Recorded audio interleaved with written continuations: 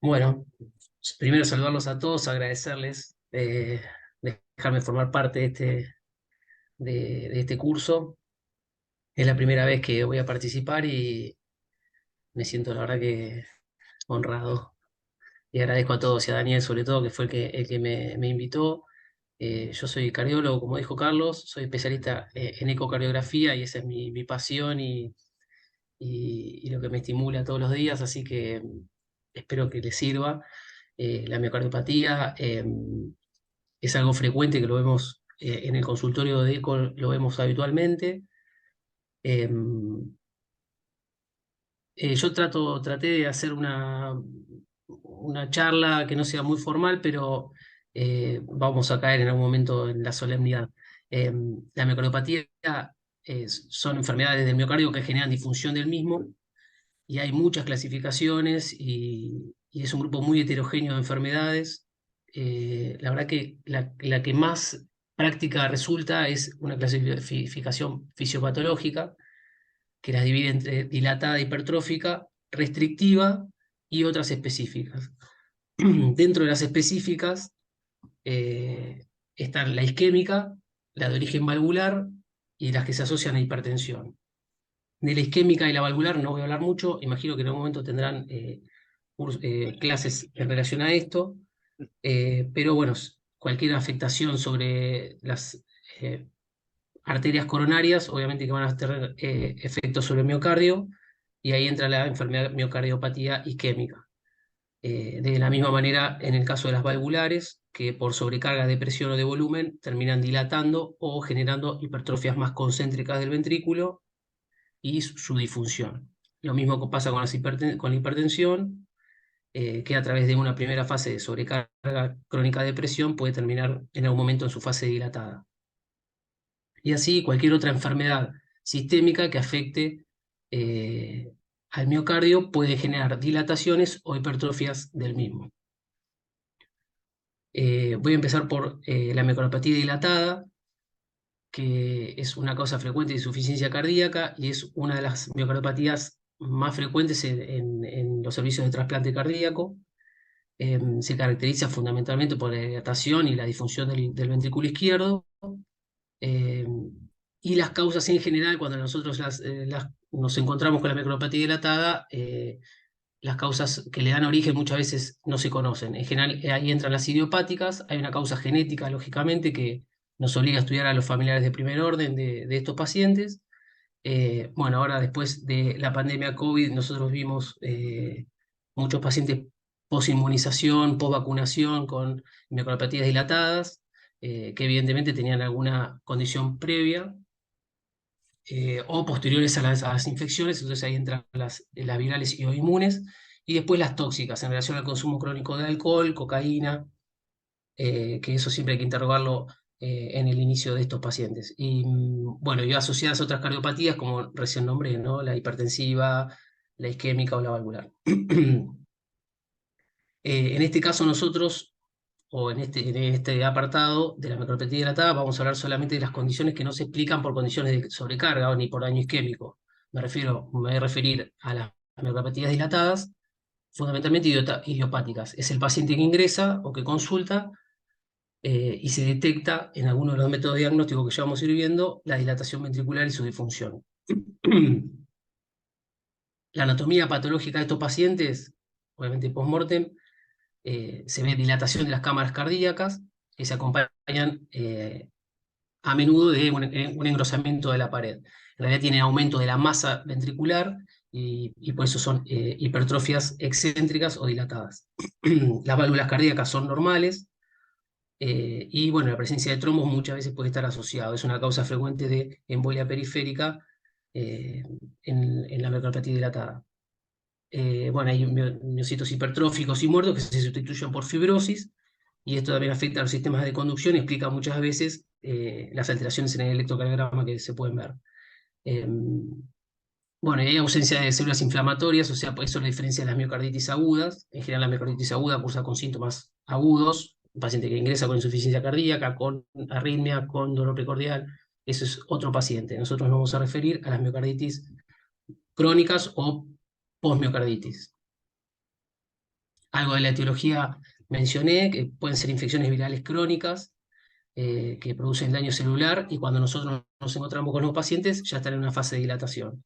Alteraciones inmunes, como dije, postvacunales o también enfermedades asociadas a enfermedades autoinmunes. Y factores genéticos, que es esto que ya nombramos, hay un cerca de un 25% de casos que tienen una transmisión familiar.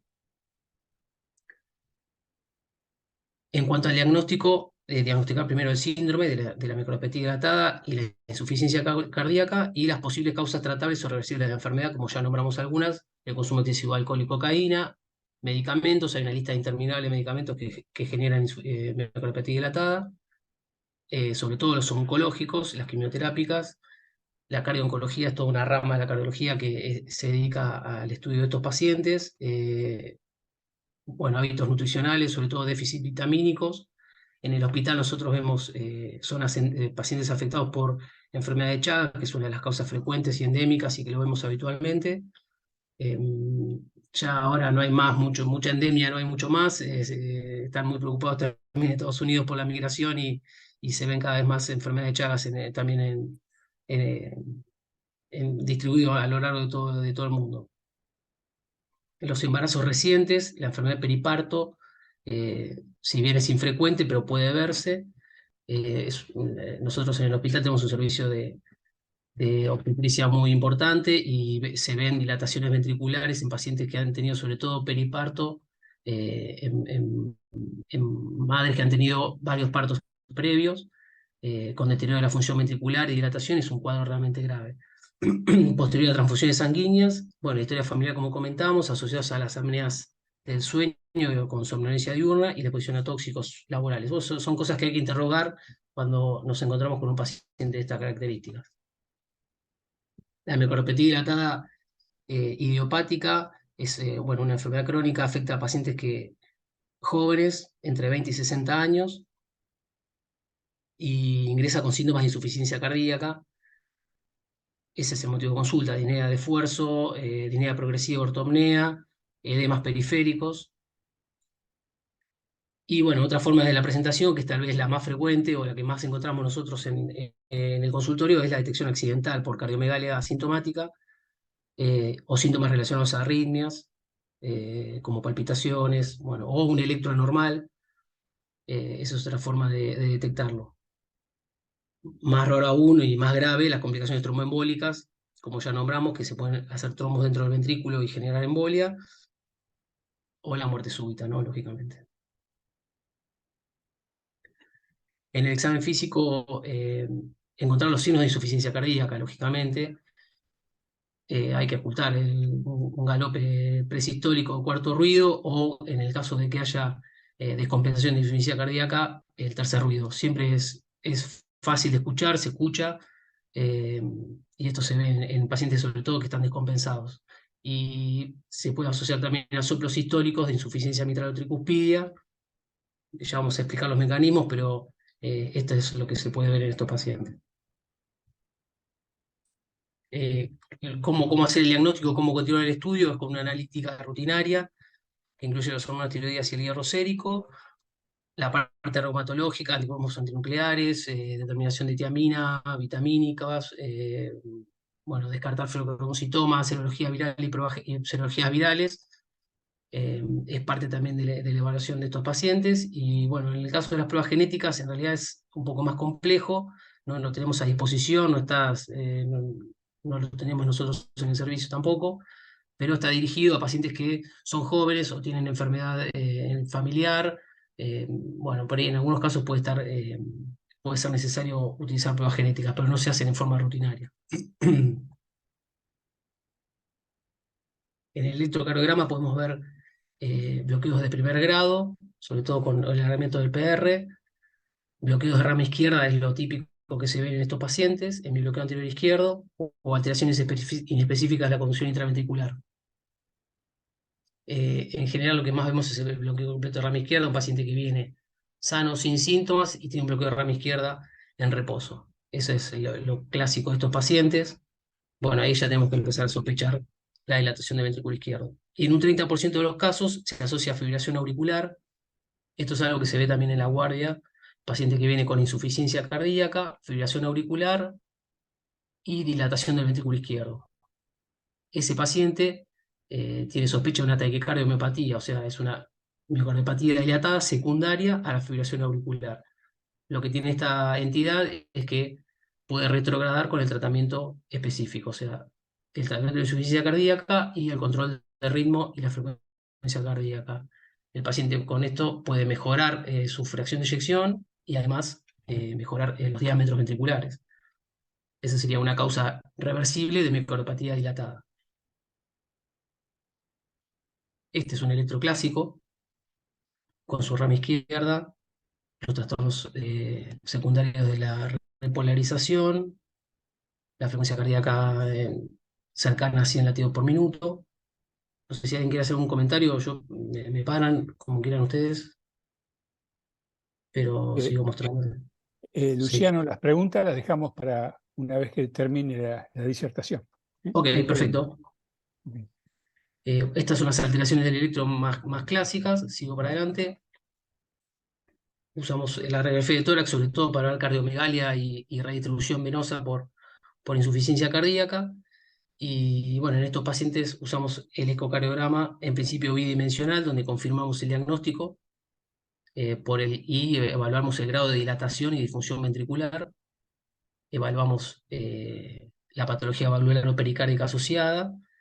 En este paciente, en esta entidad que estamos hablando, que es una miocardiopatía dilatada crónica, una fase crónica de la enfermedad, excluimos la posibilidad de que haya enfermedad valvular asociada.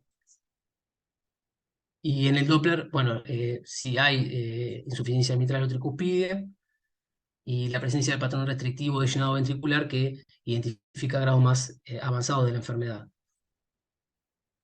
Como para cerrar un poco, la ecografía bidimensional nos da formas de función y tamaño ventricular. Y con el Doppler vemos si hay valvulopatía asociada o no y el grado de alteración en la relajación ventricular que exista.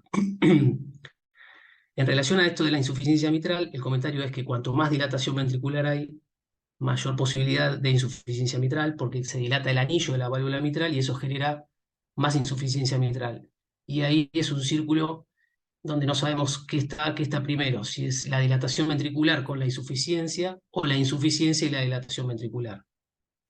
Espero que quede claro el concepto, pero es importante porque los pacientes muchas veces están asociados. Acá les traje un eco de hace un tiempo que hice de un paciente. Este es un eje corto, acá estamos viendo el ventrículo contrayéndose como si fuera un tubo, o sea, segmentos medios del ventrículo. El corazón tendría que achicarse un 70%, que es la fracción de eyección normal, cercana al 70%, y acá lo que vemos es que prácticamente no se achica nada.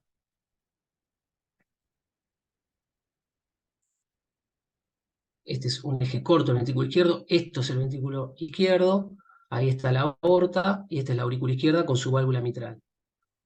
Por eso, cuanto más dilatación ventricular exista, mayor anillo de la válvula mitral hay y más posibilidad de insuficiencia mitral. Así es más o menos el mecanismo. Acá lo que vemos es que el septum interventricular, que es esta región, prácticamente no se contrae.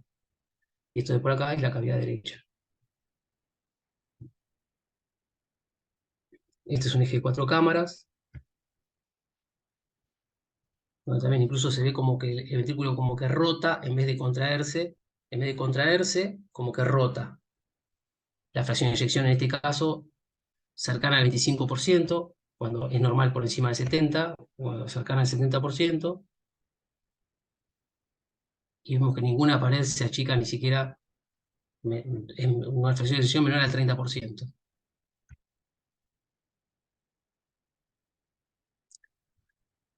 También tenemos por ecocardiograma esta función, que es un eco tridimensional para valorar los volúmenes ventriculares, como están acá, por, por eco tridimensional 183 mililitros, son valores por encima del doble de lo normal, y la fracción de eyección, que es el cálculo que sigue, que es de 23,8%. Para un valor normal de 70, como venimos diciendo, es un paciente que está severamente afectado. Y por debajo son valores de disincronía ventricular, donde ninguno de los segmentos se contrae al mismo tiempo. Todos los segmentos se están contrayendo en distintos momentos. Eso genera disincronía y más disfunción ventricular.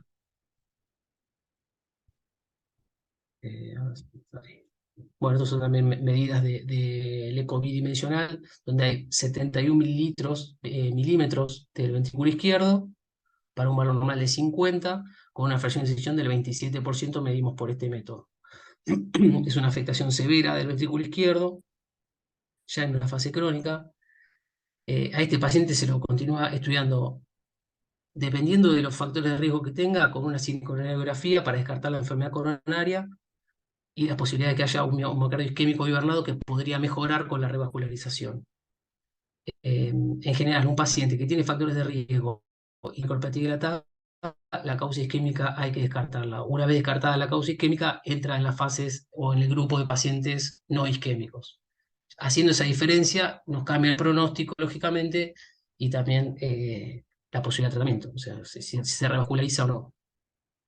El cateterismo en la arteria pulmonar se usa solamente para los pacientes que son candidatos a trasplante para medir las resistencias pulmonares y continuar toda la línea de tratamiento de trasplante cardíaco. Una palabra de la biopsia endomiocárdica no tiene mucho sentido en estos pacientes. En general lo que encontramos es más fibrosis que miocardio, como veníamos diciendo. Sí, si buscamos causas específicas como amiloidosis o sarcoidosis. En estos casos, si hay sospecha de esta patología, la biopsia endomiocárdica nos podría dar algún rédito. Y bueno, usar el Holter de 24 horas, ¿en qué pacientes? En general se usa para el control del tratamiento. Muchos de los pacientes tienen taquicardia ventricular no sostenida, o sea, más de 3 latidos ventriculares, que dura menos de 30 segundos. Y bueno, para el control de respuesta al tratamiento de pacientes con arritmia espontánea, bueno, es como parte del seguimiento. El Holter debería repetirse en pacientes por lo menos cada 6 meses. En estos pacientes habría que repetirlo para ver qué volumen de arritmia tienen y eventualmente el tratamiento específico. En cuanto al pronóstico de la micropatía dilatada, ya dijimos, genera una alta morbilidad y mortalidad, extremadamente alta. Son pacientes que tienen una enfermedad, es una enfermedad terminal, así debemos interpretarlo.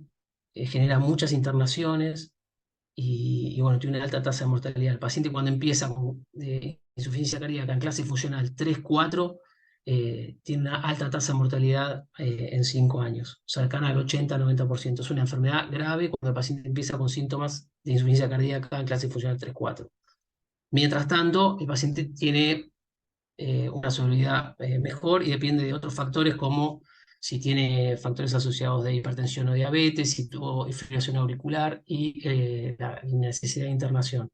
Si el paciente está asintomático en clase funcional 1-2, es un paciente que tiene una sobrevida buena. Cuando progresa su clase funcional, lógicamente que empeora. Las causas de muerte de estos pacientes es la muerte súbita y el fallo más progresivo. En esto nos tenemos que centrar también para seguir el tratamiento. Son muy distintos los pacientes. Uno es un paciente, el que tiene más probabilidad de muerte súbita es el paciente joven, activo, que prácticamente no modifica su vida por su enfermedad y en general no tiene otra patología asociada. Ese paciente tiene más riesgo de muerte súbita que el paciente que tiene insuficiencia cardíaca, anciano, con el ventrículo izquierdo dilatado. Ese paciente tiene más probabilidad de progresar a insuficiencia cardíaca y ese es el final de su enfermedad. Y bueno, después tenemos en relación al trasplante cardíaco, bueno, se usan métodos de medición de consumo de oxígeno. Cuando el consumo de oxígeno tiene valor menor a 10 o 12 milímetros por kilo minuto, estos pacientes irían a la lista de trasplante, pero bueno, también tienen otras inclusiones tienen que ser pacientes jóvenes, que no tengan comorbilidades, que no tengan una causa reversible, bueno, etcétera, ¿no? Son otro tipo de pacientes. En cuanto al tratamiento, fundamentalmente para controlar los síntomas de insuficiencia cardíaca, evitar la progresión de disfunción ventricular, retrasar la aparición en los pacientes asintomáticos y aumentar la supervivencia. Se mezcla el tratamiento con el tratamiento de la insuficiencia cardíaca, reducir el consumo de tabaco, control del peso, hipertensión, los factores de riesgo que aumentan la progresión de la enfermedad y obviamente están indicadas la vacunación antigripal y neumococcina en estos pacientes. Hay 2 líneas de tratamiento médico. Uno es los que mejoran los síntomas, que serían los diuréticos sobre todo, el paciente tiene que estar euvolémico, como decimos, y esto se controla con el ecocardiograma, mirando sobre todo el diámetro de la vena cava. Y también es muy importante en los pacientes el control del peso. Pacientes que aumentan rápidamente de peso son pacientes que empiezan a sobrecargarse de volumen y ahí hay que aumentar la dosis de diuréticos. Se usan fundamentalmente diuréticos de ASA y, y así se pueden ir controlando.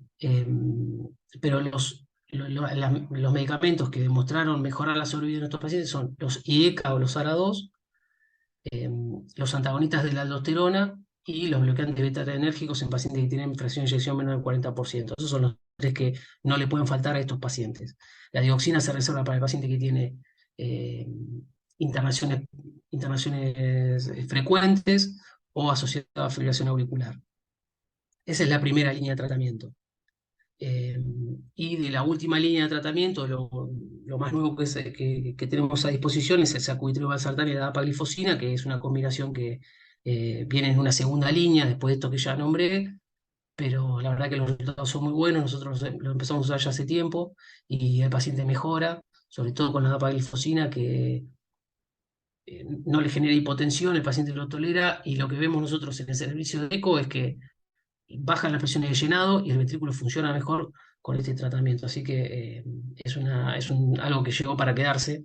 Creo que bueno, los médicos, los clínicos ya lo están usando hace tiempo y tienen más experiencia que nosotros, pero nosotros lo estamos usando con muy buen resultado. Y por otro lado, ¿a qué paciente le ponemos un cardiodefibrilador implantable? Eso es cuando hablo de dispositivos antiarrítmicos.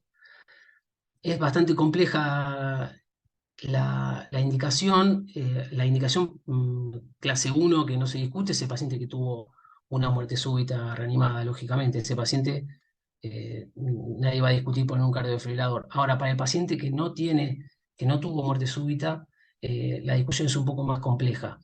Se reserva para pacientes que tienen taquicardias ventriculares sostenidas, eh, pacientes que tienen síntomas de clase funcional 2-3.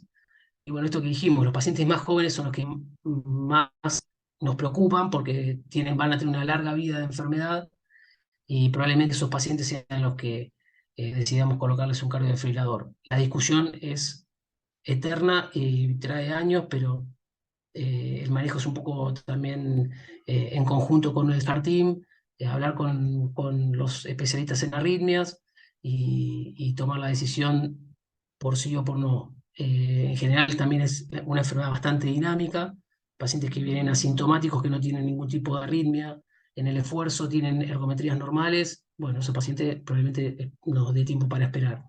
Para pacientes que tienen el taquicardia ventricular sostenida o internaciones con taquicardia ventricular o síncope, bueno, ese paciente iría a la colocación del cardiodefibrilador. Bueno, esto es más o menos todo lo de miocardiopatía dilatada. Después hay mucha información que se va cruzando, así que por ahí queda pendiente más para el final.